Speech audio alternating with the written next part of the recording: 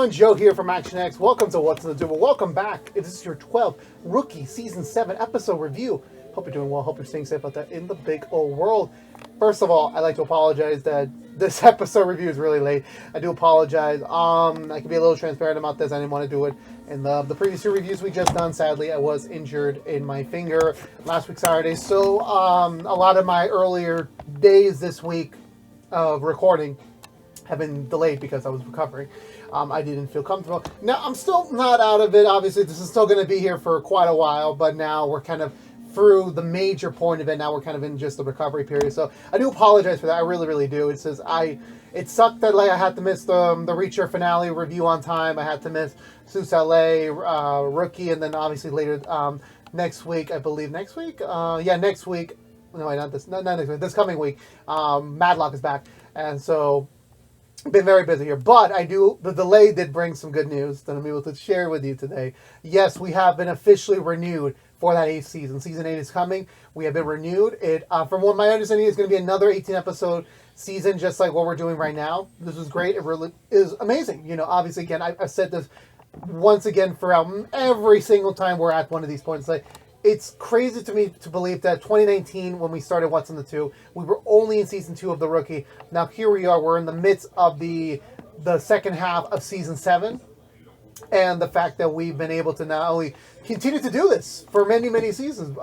With all your support, obviously, you know, the amazingness of the community, the amazingness of the fandom, the fact that we're even talking about season number 8 is crazy to say that. Now, Nathan Fillion has had some bad luck with his 8 seasons before, so hopefully we will see how that ends up turning to be as we approach it. We're going to see. Will Rookies get that 9th season? Who the heck really knows? Who really knows? But again, it's a streaming phenomenon. I just heard like recent episode, which again were very Chenford heavy, were able to garnish the highest ratings of the season so far. Some of the highest ratings we've seen in a while. It blipped up the radar. So definitely there's still a lot of life in the show. And I'm very happy to hear that. I'm hopeful we're going to be able to continue forward. Maybe get to that big number 10. I'm really hoping. I'm really hoping. But we're going to see. There's still a lot of road now. But as many of you know, we will be back whenever Season 8 premieres. We will do a Season 4 definitive review. We will be doing the whole Season 8 shebang. You already know this already. It's just amazing that we're at that point where, like, not only do we get new seasons, we get to go back and review the older seasons. That's just how phenomenal this show has been, and I'm very grateful as a reviewer to be able to continue doing Season 7, and then when we get back to it, whether it's this fall or next year with Season 8, which again, Rookie Season 8 has officially been confirmed. I'm very happy to say that we are not done with this story just quite yet.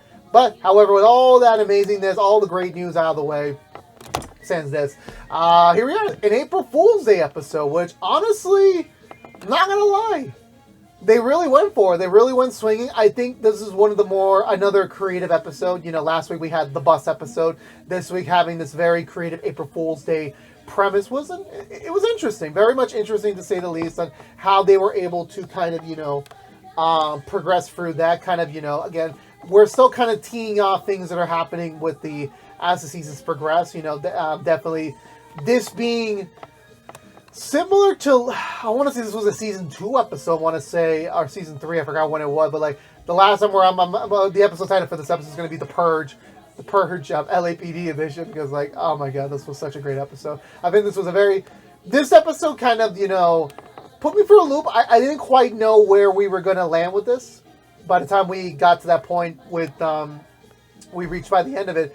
Honestly, this was a very rounded episode. They didn't use everyone. Obviously, they used people sporadically, and I think that worked out pretty well. You know, obviously, this was just mostly a joke episode, and I think that worked out to its pleasure while also having serious themes laid about it. And honestly, this could have been a foundation for, like, certain storylines could have been foundations for, like, mini arcs if they wanted to do it, if they really do. But, however, we weren't quite there just yet. We still got a main story to tell, and this episode just was a nice way to progress a couple little things, but really was just a nice, you know, universe feeling episode where, like, you know, everyone's kind of doing their own thing and kind of, you know, we're kind of vibing with that. We really are, and I can't wait to see how, as we progress through now the last 6 episodes of the season, how we're going to, you know, continue that. Because, again, they literally could have gone for the moon here, but they didn't, so I'm very pleased by that, very much am. But with all that being said, let's go for the Butcher recap and talk about this week's episode of The Rookie. starting with the moment a lot of people have been waiting for. Not really, not 100% speaking, but it was definitely a moment that I knew from the promos, and I'm just like, there ain't no way. That gotta be something. There's no way you can have a scene between Chen and Bradford where they clearly said to each other, like, well, Chen says to Bradford, she's not ready to date again. She's not ready to be with Bradford again, not even remotely close. But there will be a period in the future where she will go back to trusting Bradford again, full time. That's just not today. And then, so when we got the promo, we're like, they were about in the midst of a makeout session, which I'm just like, okay, there's got to be an underlining reason to this. And this scene perfectly explains it. It's April Fool's Day. The entire episode takes place on April 1st. And Chen's right in front of Bradford's house, as he's shirtless already. And yeah, no, it's just a very simplistic, yeah, no, she's here to get it on. Because, you know, it's already been established that Chen and Bradford do still, well, we know Bradford still loves her. And, you know, Chen obviously still thinks, you know, he's very attractive, at least, at the end of the day. So, in that regard, when we get to this moment where, you know, Chen like said, hey, look, it's April Fool's Day, so why not we get back together? Not in a romantic way. It's mostly purely physical. And if anyone catches them, we will get them in an April Fool's Day prank. Because they can, like, you know, be like, oh my god, they're back together again. And obviously, again, as we remember before, as of right now, Chen is still under Bradford's chain of custody. There is a lot of a lot of red flag around there. You never want to be with your supervisor like that, because it's very tricky to navigate. And, you know, obviously Chen dropped the hint of, like, you know, a couple episodes ago, where like, yeah, if I make sergeant, you know, I won't be under your chain of custody anymore. What happens after that, I don't know. Could be off for the wins for that one. And Chen is like, for these next 24 hours, we can, like, jokingly do, loosely, whatever we want, and that's not going to be a problem. We're very much within the clear of that. And Bradford, obviously, is a little, like, Bradford's a very strict dude, but these are the sort of things he's never been involved in. So he has no idea what this really means, but she just says, shut up and just go for it. We cut to the next day, where Nolan's in the locker room getting changed for a new shift, and suddenly a new rookie appears. And I'm just like, I didn't get the memo we were doing a new rookie. I can't even remember names. Well, his name is Craig, because it's a very basic name. It wasn't that hard to remember. Apparently, he's a transfer from another division. Apparently, his TO is on his way out, retirement-wise, and, you know, he's not going to be there in time to finish off his training properly, so he decided to pass him along to Mid-Wilshire, who has, like, an available TO spot with Nolan.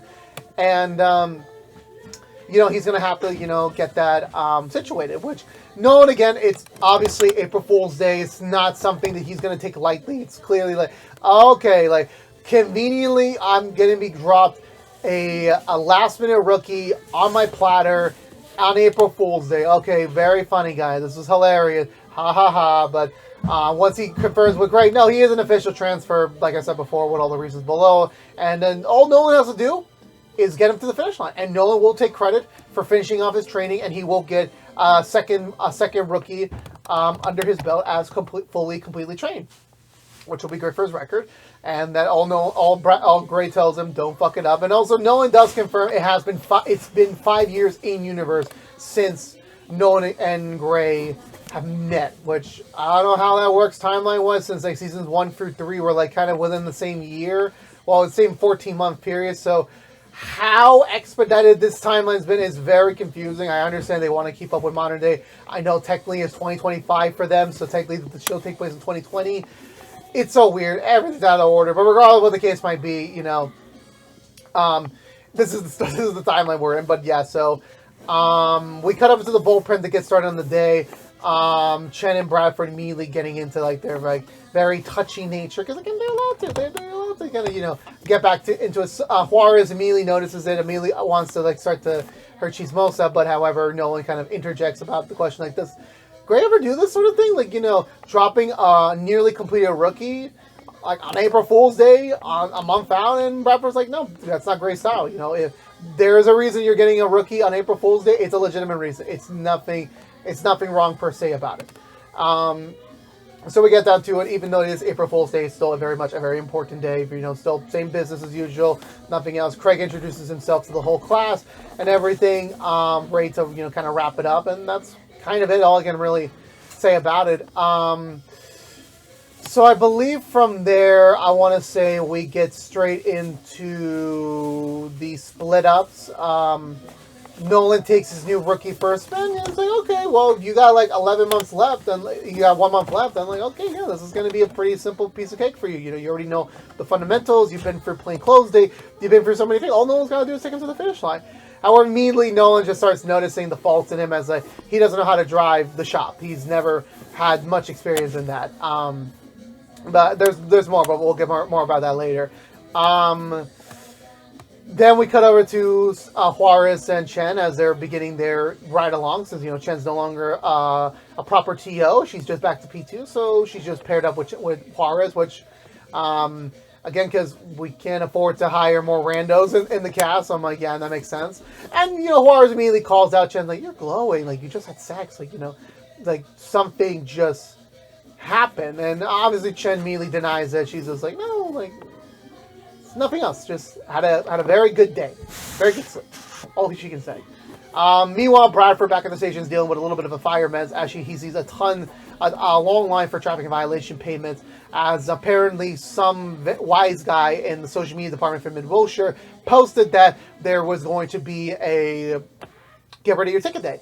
And obviously that's clearly a prank. And again, my dude's like, it's April Fool's Day. Why would any respecting police station would even offer, you come to this station today, you're going to get a free ticket or a free payoff out of your ticket.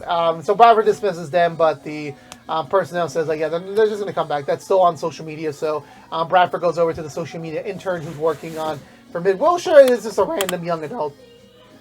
Nothing really mindful. And she said it was a joke. Like, you know, it's April Fool's Day. Like, you know, you scan the QR code. Hey, guess what? It's literally just a fake page. There's nothing here wrong. And obviously, Bradford's like, there is a certain integrity to the police department that they have to acknowledge. This is not something that they can be taken lightly.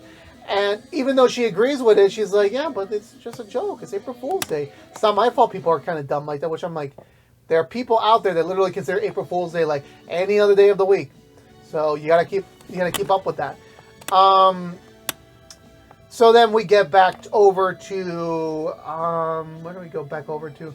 We get back over to Nolan and Craig, as Craig is handling his a ticket stop, and you know all Nolan does is call over Juarez and Chen just to kind of observe, kind of like, you know, like is there something wrong with him? Like, you know, is it me or is it like everyone else? And they know it's like he's bumbling, he doesn't know what he's doing. He then shows up with the ticket, and then he realizes you filled out your information, dummy. Like you basically gave yourself a ticket.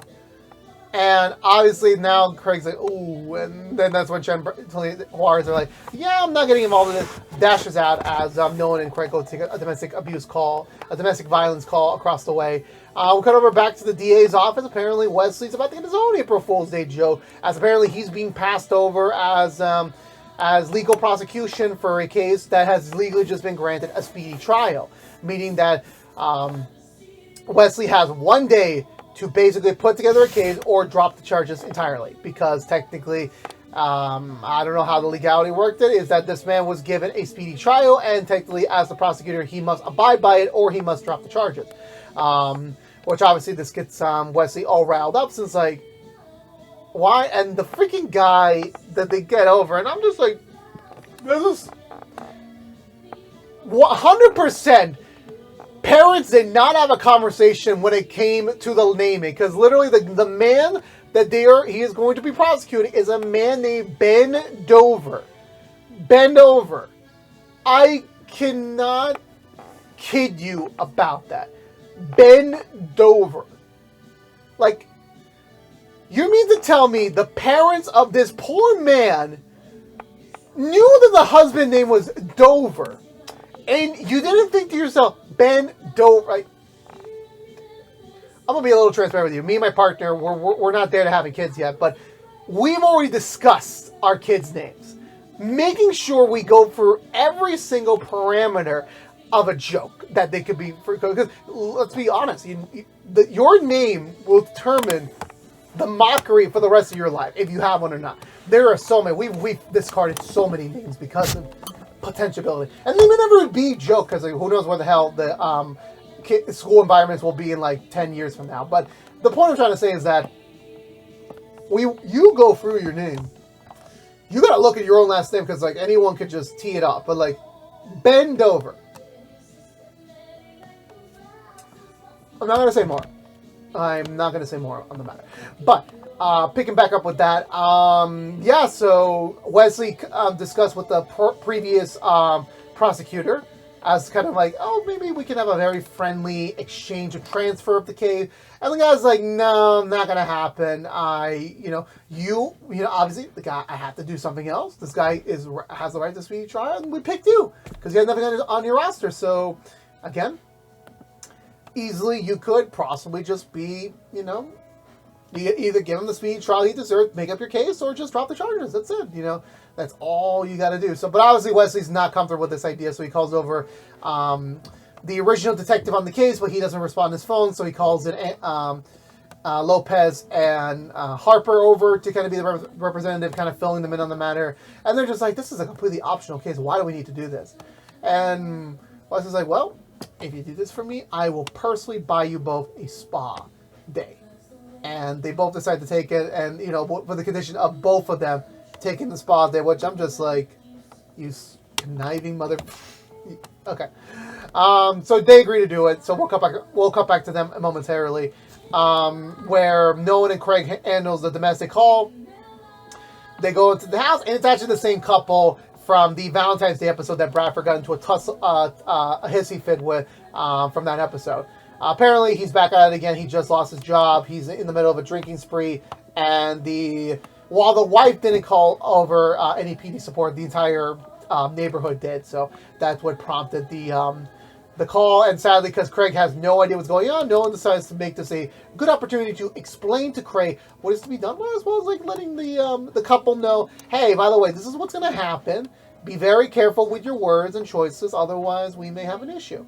So Craig takes the wife over to talk to her about the status of things. She does say like, no, he's never hit me before. Sadly, it's a difficult time. It's, he just lost his job. He needs to release some stress, and, sadly, he does get loud with me.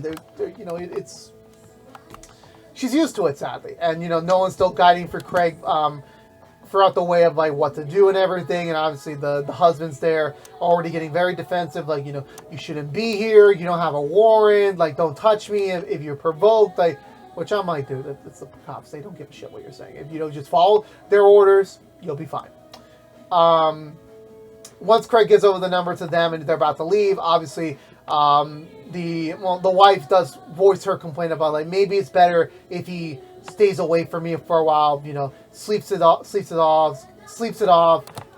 gets sober again, then we can discuss about it once he comes back. The husband does not agree to it. He's like, no, this is my house. I know my rights. You can't take me away from here. I have a right. If she wants a break from me, she can leave the house. However, sadly, he does punch Craig in the face, so Nolan does have to take him down. Damn, this dude got taken down by two big officers. Like, why? You're just getting your ass whooped these days, man. You just gotta take an L and take it from there. Then I want to say Bradford responds to a disturbance in the garage, where someone that just came in is arguing like, "Hey, I got this QR code that says I can get out of jail free." And Bradford looks at it and he's just like, "Oh no, not this again." So he goes back to the social media intern, and she explains, "Well, I couldn't take down the post because everyone's gonna look at, oh, you guys are liars, you guys are fakers." So instead of like what Bradford said, cancel it out with something else if that's the prerogative you want to take. And she decides to put out a ticket where if you scan the QR code, it's actually just a video of the Grumpy Cop video we saw a few weeks ago. And Bradford's like, "That's it. You do not understand the severity of what you're doing. So what's going to happen is you're going to get fired. You're done. You are no longer going to be pursuing this anymore, and you're going to leave the station without handcuffs." And which the girl actually just responds very angrily about it. But we'll come back to that later. Nolan goes to speak with Gray about his questionability of the rookie, showing him, I believe he showed him some of the footage in progress, and obviously Gray's concerned because like his TO is a legendary veteran in the program. He's trained so many rookies efficiently that this officer having all these issues is, well, something's wrong. And Nolan's like, I understand that, but I can't deny what I'm seeing. This man clearly does not have, like, he is acting like a month 1 rookie when he's supposed to be in month 11. So this doesn't really make sense of what's going on. So Gray's like, all right, well, do what you need to do. I trust your judgment. However, be very careful, because the problem is that you may have these feelings, but the people that will be looking down on this, if you decide to wash out this rookie, they will be, okay, we have a veteran that trained this guy for 11 months. He had to go. We trained a new novice TO to train him, and he suddenly washed out. It may not be because of the... So basically, Nolan will get blamed on this if he decides to wash out. So he needs to be really sure that if he's going to do a washout, he's willing to accept whatever consequences may come of it. Which he decides to explore, with Nolan deciding to pay a visit to his original TO just to get some clarification, some lay of the land, and see exactly what's going on here. Chen and Bradford are in the middle of another makeout session where, yeah, they're really getting into it. And obviously Bradford just kind of getting reminding of the circumstances. They haven't really found someone yet that has really stumbled upon them. They're about to leave the supply closet of all places, and Juarez immediately spots them leaving, and I'm just like, my dude, you just can't do anything around here. You really can't. That's when Bradford gets a notification on his phone where apparently there is an official notice from the official Mid-Wilshire Twitter account that apparently states that apparently the police will not be doing anything tonight. It's literally the Purge, and I'm just like, I went out of order, so give me 1 second while we return back to it. Harper and Lopez continue to look into the case. They interrogate the wife, and apparently some things are not lining up. Apparently, the detective that was originally charged with the case has been basically advising her how to conduct her confession, which is very much not... It's not exactly protocol, and now that kind of raises enough suspicions. Harper and Lopez officially take over the case, and that's when they return back to the station. And the real detective for that case returned by getting mad at them, like, "What are you doing? This was not your case. This is my case. Well, why you talk to her? What'd she say?" And Harper's like, "No, we just have immediate cause for concern that, like, yeah, no, that, you know, you have been doing something illicit and wrong, and that, you know, we have enough, you know, suspicion to, like, okay, we took her away from the state to have another interrogation with her here at the station."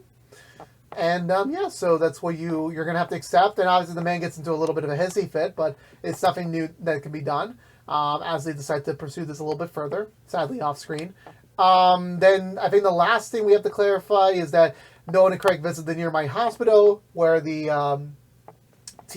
former TO was at. Nolan goes to speak to him, and he says flat out, "Yeah, look, I was supposed to retire a year ago. I stayed on because the captain needed me to raise some numbers. And this new rookie got dropped on my lap. I couldn't say no to him, but, like, at the end of the day, I'm tired. I want to retire. I want to go out on a high note." And so what? And so was super lenient on this rookie's training. Not taking the bigger calls, taking very minor offenses, basically not doing justice by his own rookie because he kind of wants to take it the easy street. However, sadly, he also doesn't want the burden of responsibility of, like, if he passes him at the end and he's not ready for a lot of these calls, then his reputation will be on the line, even if he's, you know, retired. So he decided to make a transfer, put in with Nolan, and hopefully that if anything does happen, it'll be Nolan's fault. And the guy's like, "Hey, look, you can't blame me. I've done decades of service for the police department of LA. You cannot blame me for something I decided to do." But Nolan's like, "No, I actually can." So Nolan leaves, and he basically tells Craig flat out, "Look, I have all the right now to basically make sure you get washed out. But I am a forgiving person, and I will actually decide to give you the rest of the day to prove to me that you are ready to take on this responsibility, that you are ready to give the program a real go." So from there, we come back over to what I said about Bradford before, where apparently it is the Purge. It's finally happened on the show. All hell's breaking loose. Everyone's called on. It's all hands on deck. As you know, there's too much violence going around, too much crimes going around. There's really nothing they can do right now but to go out there and control as much effort as possible while they get their numbers up to handle this matter. Which, again, it's a total nightmare fuel out there. Like, you know, violence happening in the streets. Like, it just, everything that can go wrong will go wrong. Even Nolan having to, like, kind of, you know, psych Craig up because, like, you know, he originally wants to bench Craig because, like, this is literally even a veteran officer would have difficulties here. To put a rookie in the middle of this is like, especially one that is essentially a month one old, suicide. But Craig's like, nope, this is my only chance. You said this is my only day to prove to you I'm still able to be in the program. So I'm going to prove to you that I can do this. So Nolan's like, okay, let's do it.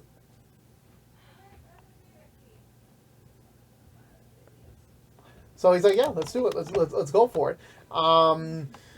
Nolan, I think they go to handle another disturbance call in the same street of the individuals that of the couple we saw before. And I forgot there was another scene before where the couple, the wife did bail out the husband, but the husband was extremely belligerent. He was not happy whatsoever with how it happened. He shouldn't have to be there. Very unhappy at her, and she sadly had to take it in stride. But however, Nolan and Craig do make notice of the behavior of what's going on there because, like, it's not great. It was not great performance. So when they get to the site that they're called upon, sadly they do see the individual, the husband, dead out of the car. There's a flask in the compartment.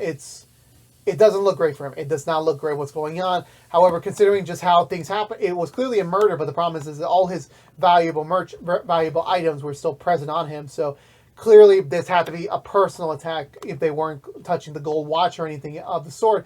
So they start to run back. Nolan goes to handle the wife while he leaves Craig responsible, like documenting the scene, make sure everything's taken, collect all pieces of evidence, and hopefully everything will be fine. By the time he pulls it back, Nolan goes to meet the wife. The wife was sleeping, already drunk, not knowing what the hell is going on. Nolan kind of has to pull her back to the scene to kind of get her like nearby just in case. Craig already canvassed the scene and he saw that, okay, well, here's the problem is that, the entire thing seemed staged. There was no evidence that this was just an accident or if this was a drive-by shooting. All of this seems like this happened in a different regard and that this was clearly staged. Hopefully that something will pass along and it will just be viewed as an unsolved case. And they do have a flask glass that has evidence, that has DNA on it. Once Nolan's information goes to him, it's like they can confirm, okay, the wife killed him. So, however, before they can really take a handle of the situation, a nearby group of violent people show up, kind of, bad mouthing them and say, yeah, like we got the message that you weren't going to be here being proactive. And, now here you are, like what you going to do about it? And, obviously they just want the car. They want to get in and get out of the way. Nolan and Craig obviously have to stand guard and try to preserve the scene. However, sadly, their nearby backup isn't for another 12 minutes away.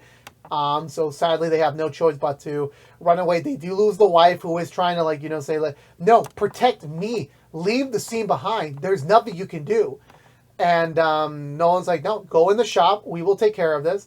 However, thankfully she doesn't as she runs away. Nolan and Craig have to sadly beat a hasty retreat, only taking down 2 guys in the progress. And they do manage to take the glass away from them, and they manage to get away while these looters basically destroy another shop of Nolan, which I'm just like, I'm pretty sure someone in the vehicle department for Mid-Wilshire or for LAPD is looking at this is like, why is Mid-Wilshire ordering so many new shops? Like every other month, it's like, what's going on over there in that precinct? What's going on? Then we cut over to Bradford getting a call from the same intern. Apparently, she was at the clerk's office to file an injunction against the Mid-Wilshire. However, a group of looters came inside, are breaking up the place. They're killing people left and right. And despite his better judgment, Bradford decides to go in and assist her because this is still a very extreme matter for her to take care of. And that, regardless what she did, even though she basically caused the Purge 6, whatever number we're up to in the movies, that she's still a citizen and she's still in danger, and the police officer's duty is to protect its citizens. So he, alongside SWAT, arrives at the building alongside with Chen and Juarez. They head in there, take care of a couple of individuals, save some other individuals, so they get fire hydrated by another assailant. They manage to take him down, but however, Juarez stays behind to go take care of them while Chen and Bradford go back into the main office, where they do find the former intern, who is, of course, now crying sobbing like a little, let's just call it space for space baby, as she is, not knowing the ramifications of Roger, which I'm like, you're doing it from an official police station account. Like, did you not have any idea that this was gonna happen. Like, regardless, sadly, however, a couple more people hit up for Chen and Bradford, and then sadly, I want to say most likely Bradford has to deal with a much bigger dude. Chen briefly taking down one assailant, but another guy goes behind the intern, taking her hostage, with Bradford going off to take care of the main dude, while Chen goes after the main assailant. Even like seeing some guy burning court documents very casually, and she's just like, "Hey, look, SWAT's gonna be behind me any second now. Just put these cuffs on, you'll be fine." Eventually, I want to say she goes for. I don't know why I lose my train of thought here with this. I don't quite remember how we got here. I do. No, right. So Chen goes down to a staircase, and I believe either her or Bradford go down the wrong stair. One of them goes around the wrong staircase, but Bradford was able to find her properly. But sadly, she does have to place him on. He has to place her under arrest because technically she instigated the whole thing. This wouldn't have happened had she not, tweeted that out. So sadly, they're in this predicament because of her. But thankfully, with that being over, I guess the core crisis itself is over, which I'm just like, my dude, the aerial shot you showed of LA is it's like, it's a war zone right now. Like, there's got to be other things going on. This cannot be like, oh, we're chilling out. We're just chilling. Because by the time Bradford comes down, puts in the girl into the shop, even though she's pleading, like, I know, like, my gal, like, you literally tweeted an official police, like, hey, we're not going to do anything. You can do all the crimes you want. Like, you just instigated the purge. Okay? You deserve to go to prison. That's going to happen. It doesn't matter.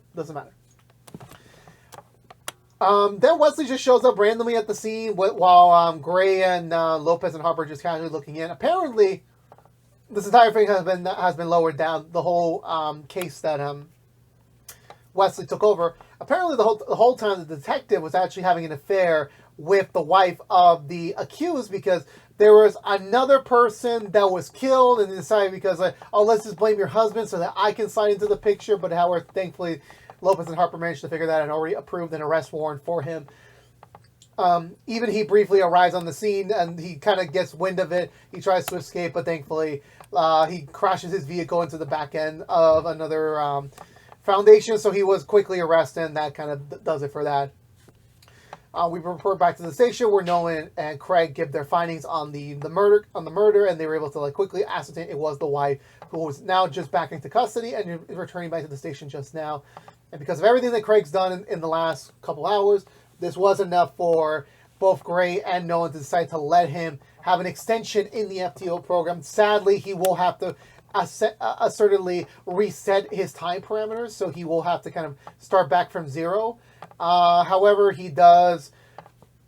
Actually, no. The other thing is that while he is going to be reset back to zero because of how very busy and crazy Mid-Wilshire can get, that they are not going to be able to keep him here in the FTO program, but he will be transferred to a different, much more calmer division to really get a real good, fair footing for his training. So thankfully it all worked out on that front. Even him thanking Nolan for giving him a second chance, allowing him to actually still have a shot at his dream. And while Nolan does thank him, it's still just be careful. It's not really over yet, but at least still good job about that. Chen and Bradford also catch up with him they were just so close to getting out of there and allowing them to be a little bit of a wow chicka wow on that. However, Gray calls him into his office very sternly to tell him that he knows that they got back together. He was literally about to yell about to get into the hugest yelling of his life, and then that's one thing. They tried to continue the charade a little longer, but then they both said April Fools, and then I got a little scared. Gray just seemed like he was about to have a heart attack, which I'm like, oh no, Gray, my boy, my man, you can't die on me. We can't. No.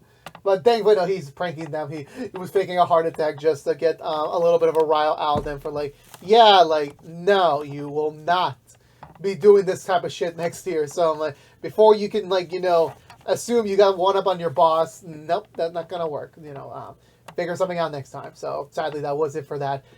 In that regard, and then even Chen and Bradford, despite what they did, it was still very fun the day, and they still have an hour left before they can get back home. So because they still have a little bit of an exception time period, Selena watches them from behind and is just like, yeah, there's something up with those two. But yeah, and that was it for this week's episode of The Rookie. I enjoyed it a lot. I think, them having there be a different component between Chen and Bradford right now, with Selena kind of being a weird, kind of like a new supporter in the Chenford community, which is it's sweet to see. And I know Chenford, hopefully this will kind of push you along until after Chen passes her sergeant's exam. We'll see how that goes.